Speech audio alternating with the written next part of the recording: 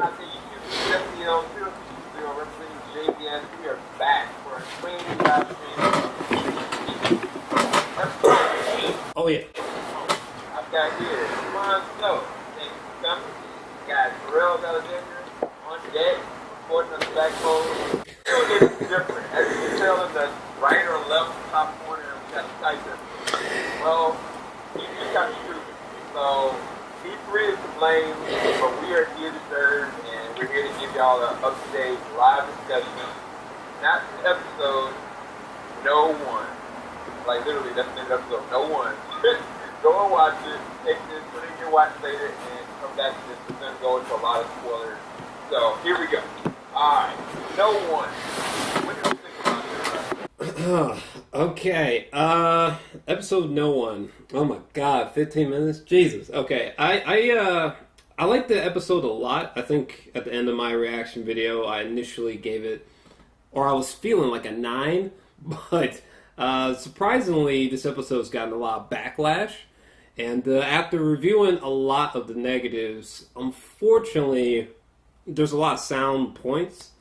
So I kind of had to step down a bit from my initial rating. There are some glaring problems, unfortunately, that I can't exactly put a counter argument to. So, but still, really good episode, though. Don't get me wrong. Mom, what is your feeling? Yeah, I mean, I enjoyed it because I love the Hound, and he's back, obviously, killing everybody, which was great. And I want to get into my negatives later, but yeah, there's a couple of things that stood out to me, and then watching, I don't know, I go back and I watch other reactors, and then they point out things that are like the baseline negative, and I'm like, oh, that makes sense too. So there's one more thing, but it's not a big one for me. But overall, I think it almost was a perfect episode for me. But then because of those couple of things that had happened that it didn't make sense to me, I was like, But I enjoyed it either way. Yeah, I mean, I really enjoyed it too. I actually, Joe gave it like a 9 out of 10. I actually gave it a pretty high rating myself. I do see where certain things don't make sense, and I think that's the only downfall that I have for the episode. Like, there's from a continuity standpoint, like, what happened here versus why did this just show this, you know?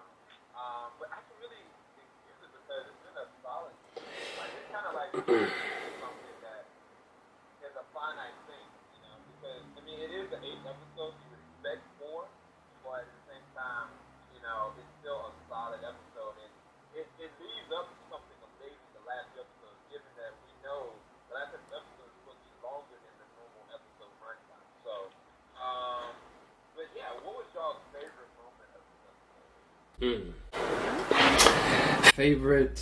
Favorite moment of the episode? Shit. I think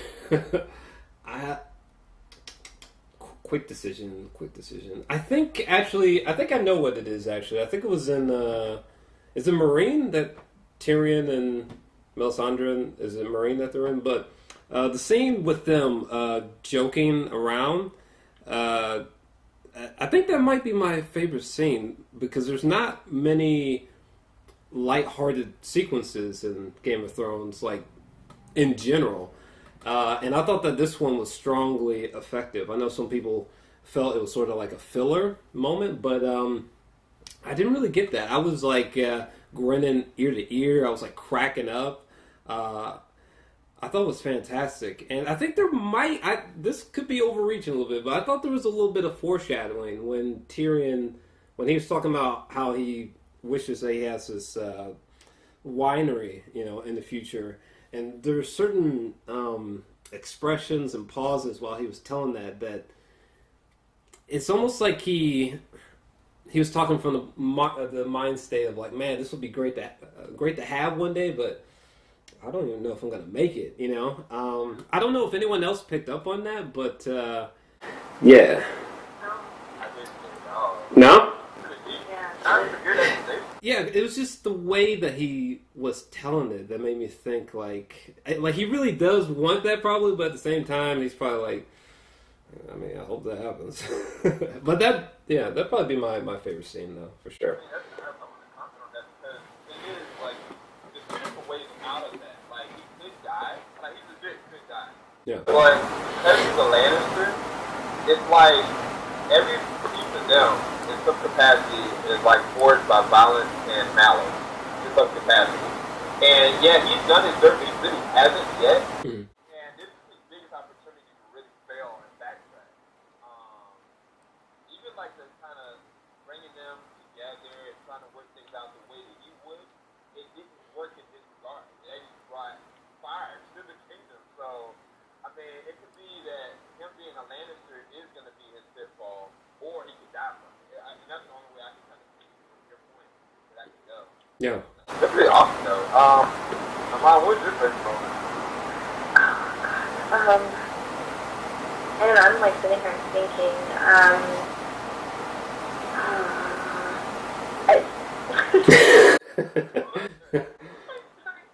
just really like, there's so many good moments for me, like, I really like the Brienne and Jamie relationship, like, I want them to get together. Oh. Yeah, I'm shipping. That way, but I guess not to. But yeah, but then I like Braun and Todd's moment. That cracked me up. I was laughing really hard when she was this one. I'm not gonna. Yeah, but yeah, that moment, that little moment was really funny, and then them kind of making that like as audience members we kind of see that Brienne has a crush on Jamie, and so then they and Braun even saying, "Don't you see the way she looks at him?" So Yeah. that's kind of cool. Yeah, I mean, I felt like conflicted. I mean, I asked y'all the question. I don't know if I can answer. One of the highlights, like you said, mine was like Brienne and Jamie. Like ever since like he saved his life and he risked his life, to try to save her from a bear. I've kind of felt like they've had a real kindred connection. And I think even Cersei kind of like questioned her, like, do you love him? At one point, like before, like her son died. And I love that. But the thing about that moment is that when he saw her leaving, I felt like that was the last time he was ever going to see her. And I was like, it was a beautiful, touching moment. If you didn't really pay attention, didn't know their history, you wouldn't really embrace it. For me, I really embraced like the art of it, in itself. I really liked the moment with the Hound just hunting you down personally. Yeah. I love it because I mean it's like this last week that I feel like he's changed. Like not in the sense of like a whole well-rounded person, but he's trying to do something more. He's just a straight cutthroat. And I love the progression where his character is going. Even like Cersei in the mountain, like those dudes trying to charge her, and like the mountain is just like, really, dude? Just the guy's face and lifted it up. I was like, Yeah, that was incredible. I choose violence. That was cool. yeah. That was cool. And that's the thing about this episode. The reason why I gave it the high rating, even though there were moments that could have been amazingly great, they just would have just showed it, I still take this as so many amazing moments to heart.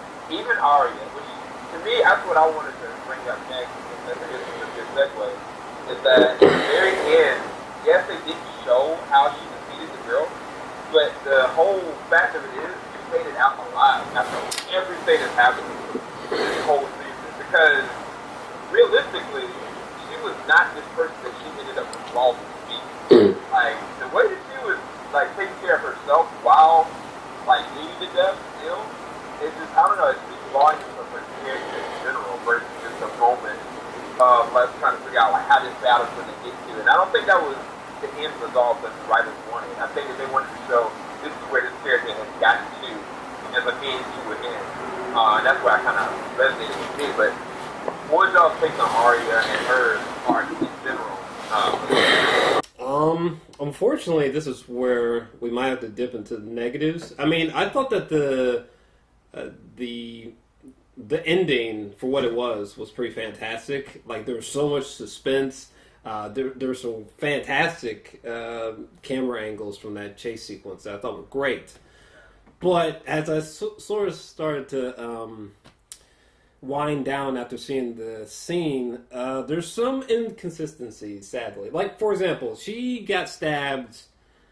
I mean, I don't know how much time it is in real time, but maybe like a few hours ago or a couple days or something. I mean, it doesn't seem like weeks have just gone by, unless I'm missing something. I think it was like a couple of days because yeah, it's like 24 to 48 hours. Yeah, that's what I was thinking. All like bandaged her up. Yeah, who is Lady Crane, I think, something like that. But her face was pretty cool too. Yeah, but like that many to be moving how she was, and to win a fight against the Wave or whatever. Hey, can you guys still hear me? Yeah. Yeah, we can hear you. Okay, because my My camera went out too. Okay. Alright. Hold on a second, peeps. We gotta make a correction really quick. Okay. But when Arya got stabbed, I mean, for a couple days or a few hours would go by, and for her to do the things that she was doing during the chase sequence and to win the fight against that woman at the end by knocking out the candle, just seemed kind of reaching, man. Like they were... I don't know about that. Did you pick up on that? Like, it just seems kind of... I know someone was going on a huge rant about this on another video. I was like, I literally don't have any way of counter-arguing that, unfortunately. It is sort of a big leap of logic for her to just be doing all that after being stabbed like multiple times, you know? I mean, well, the whole thing for me is that Arya, everything that she's done with this guy, period, like, it shouldn't have, I mean, a girl her size, look what she's gone through, yes, I understand that. But the way she's been able to kill people, the way she's been able to deal with these trials and stomach them, and even, like, go flying for a period of time that we don't know, and just be able to pick up on all these things in such a fast amount of time. All that is unbelievable. True. A lot of different things that just don't add up. I mean, but to me, I don't know. It didn't really bother me like that. Or, I mean, I guess the problem was that it happened to progress so fast. Yeah. That you don't have time to let it marinate. That is believable, but at the same time, you're living in a world that is unbelievable. Like everybody around. No, I mean I get that totally, but this would be like, oh man, I'm not even sure what to compare this to. But like with Jon Snow's death, you know, the Red Witch Lady, whatever her name is, when she. I can't remember. I think that's what it is. But when she brings back Jon Snow, it's like, okay, fine, I can buy that, you know. But this, it kind of reminds me of when Theon and Sansa jumped off the roof of that castle. I was just like there's not many times in the show where it makes me do that. But that was another moment where I was like, man, didn't they just drop like 50 feet or something? Like, okay, all right. I mean, like, even with Daniel when he got his hand cut off, they didn't cauterize that. It's, man. So yeah, I don't know.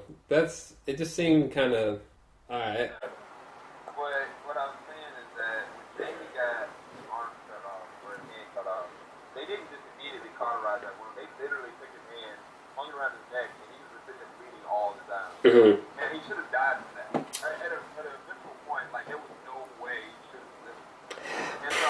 Probably, but at least I guess it wasn't just so in your face. Like, the one moment where Arya has to make that huge leap, you know, onto the other staircase, I was like, I don't know about all this. I mean, at least it seemed that she had planned this whole entire thing. Like, when the point that she went and got Needle, that she knew that they were coming for her, she knew she had to appear vulnerable. And I'm not saying she let herself get stabbed necessarily, but I think that from a strength standpoint, even though it's unbelievable, I think she had enough faith in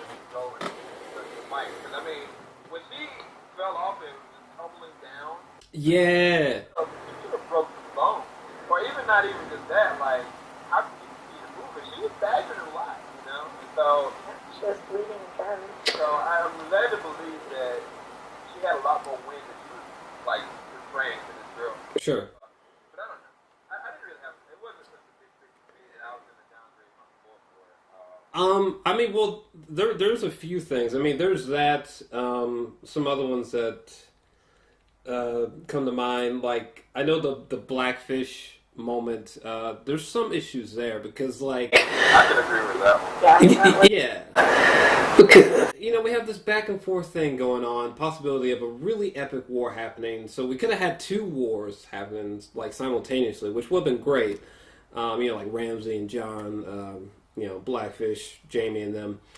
But, for some reason, like, Edmund Tully gets up in there and he's just like, listen to me, and his Blackfish's men are just like, okay, and they just do. And then, like, Jamie's men go in there, and I can't, this part's a little bit hazy to me, but apparently someone comes up to Jamie and tells him that Blackfish has been killed, but he wasn't killed on camera, so I was just like, what?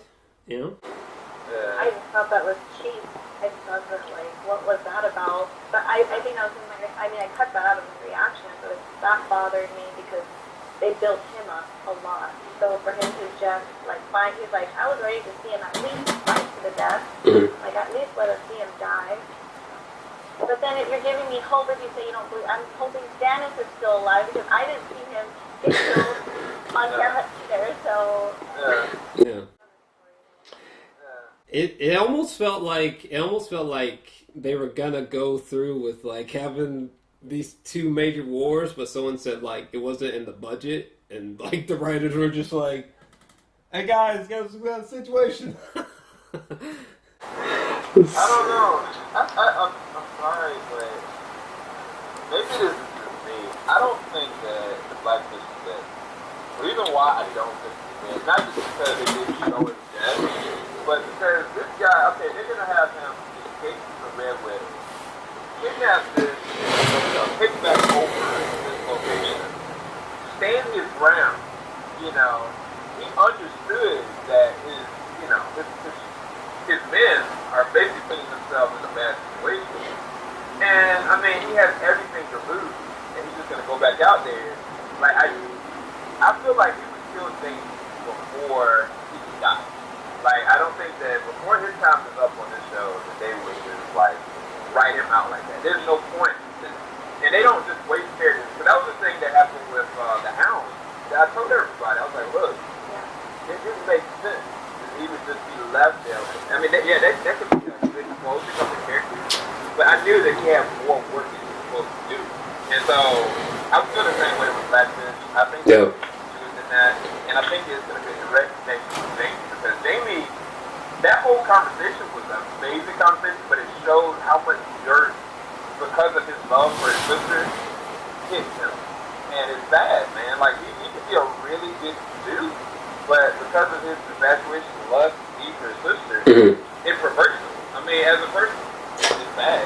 Which was a huge positive for me when he was sort of threatening Edmund about, you know, he'll kill every Tully possible for his sister. Like, his acting, that might have been his one of his best moments of acting for me personally on the show. Like, I truly believed Jaime Lannister in that moment. Like, it was not funny, it was not cheesy, like, it was great, really great line delivery. Yeah, that was cool. It was crazy. It reminded me of his dad, kind of, like, just the tone, like, I don't know, it was ice cold in his eyes. It was crazy. And, It was. He's becoming such a good guy. And then again, but I guess he's still a Lannister, so that you can't really change. That's what I'm saying. Like, I mean, Tyrion might have to deal with that same thing. Right. And the other thing about with Tyrion and, well, Daenerys is back. Now, I guess y'all gonna want to talk about that. thank God. Like, I feel like Tyrion. Daenerys? love Daenerys so much. Wait, hold on, pause.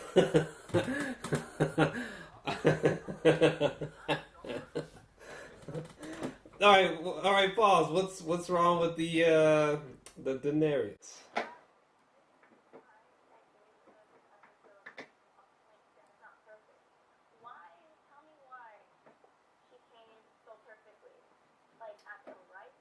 Yeah. I thought we were going to see two dragons. I thought Tyrion was going to go on that dragon back. Mm-hmm. They're going to go and kill everybody out there. But no, Danny lost her. Triple blonde hair, no dirt on her. Yeah. And I said, are you kidding me?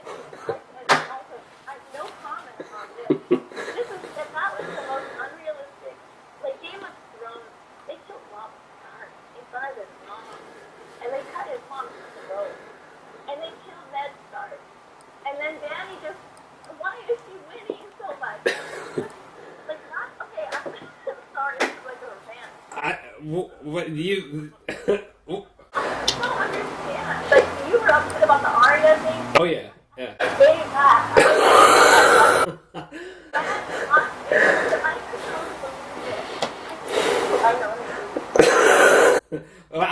that. I was actually simulating Dany. This is how Dany walked in. She was cold blooded. She was like, she like levitated inside the building, which.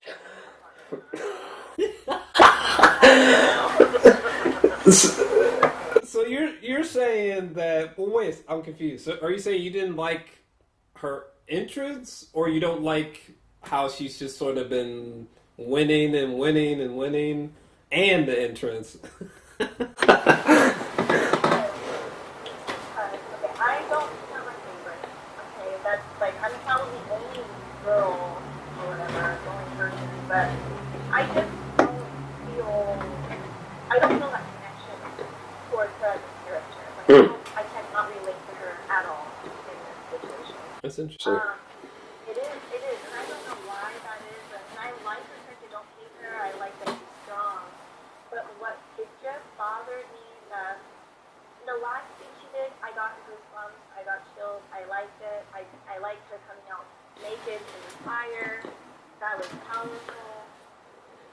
But why did she come right at that time? It just unrealistic. That part that threw me out of it. Like it just took me out of that moment. Sure. I've heard, again, similar situation. I've heard someone complaining about her entrance as well.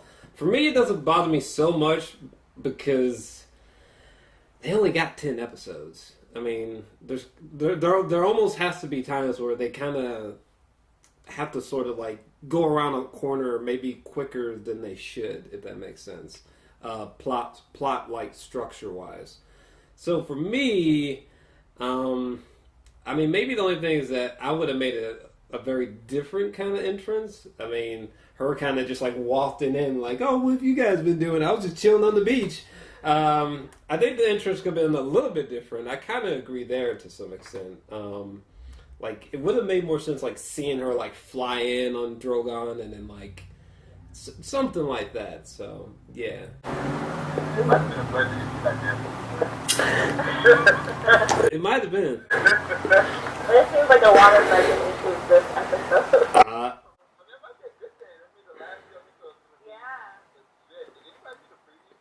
Oh my god, man, man.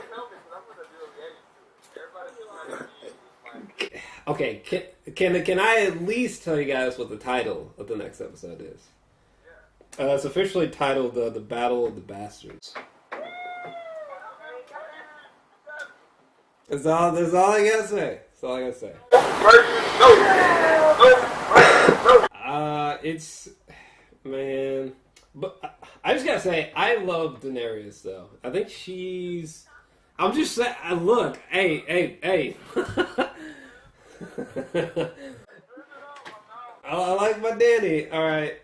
Love my Dany. She's a, hey. It's a great character. Yes. Yeah, we're gonna wipe that go.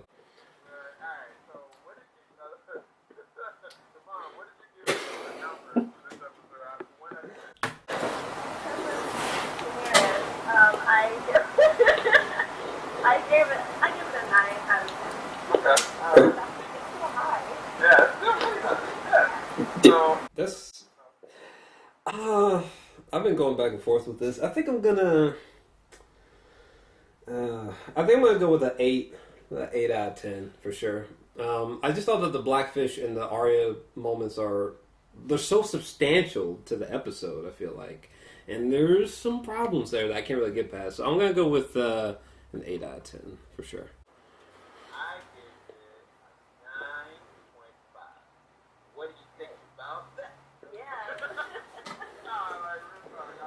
I actually really enjoyed the episode. I think that the Blackfish and the part, like, I really felt like that was a great opportunity for an epic battle. They didn't capitalize on it like they should have, but they did give me that Brienne and Jamie interaction that I needed, and I don't think that's the end with Blackfish. I mean, everything that's going on with Cersei, and what she was talking to that guy that's the mad scientist, I think that they've got some dirt on the Black Sparrow, or the High Priest Sparrow. Oh, High Sparrow, yeah. I think that that's going to unfold something that I'm excited about. And then this Arya at the end, in spite of the unbelievability of it, like, I just thought it was an epic closing to the next progression to her story. Because it's like, how does she fit in the midst of all this that's going on in battle? Yeah, I'm curious about that, but that's another thing too. Like, this whole training sequence just seems like WTF. Like, what was the purpose? You know what I'm saying? When the last time she sees the Vala Morghulis guy, he's just like, he's not in like killer mode. All of a sudden, he's just like, a girl is no one. I'm like, what? What does this even mean? She just Now she is killing though. Like, like, I mean, she could be an assassin if she wants to be for hire. Like, she has that skill set. She already has this willingness to kill everybody. But why not? Why didn't they, validate her training by showing her, fighting and killing that chick? Do you know how epic it would have been to see her like slice out the candle and see her one up this woman finally? It would have been a crowd. Like, I can definitely say it would have. Everybody would have been like, "Oh my gosh!" I mean, I don't know. I'm fine with it. I'm with it. Yeah. I'm still hyped for episode 9. Oh God. So yeah, for better or worse, finished. We've done this together. Hope y'all enjoyed our live discussion. Definitely go to the description bar below. Check out Amonzo's awesome reactions and reviews that are coming up in the plug. JOR-ELS Imon, the director, the advocate for that, the arts of entertainment. Check out his channel in the description bar below. And as always, leave a like below if you enjoyed this. Keep it locked. JBS, hang on top. Y'all have a good one. Peace. All right, peace, y'all.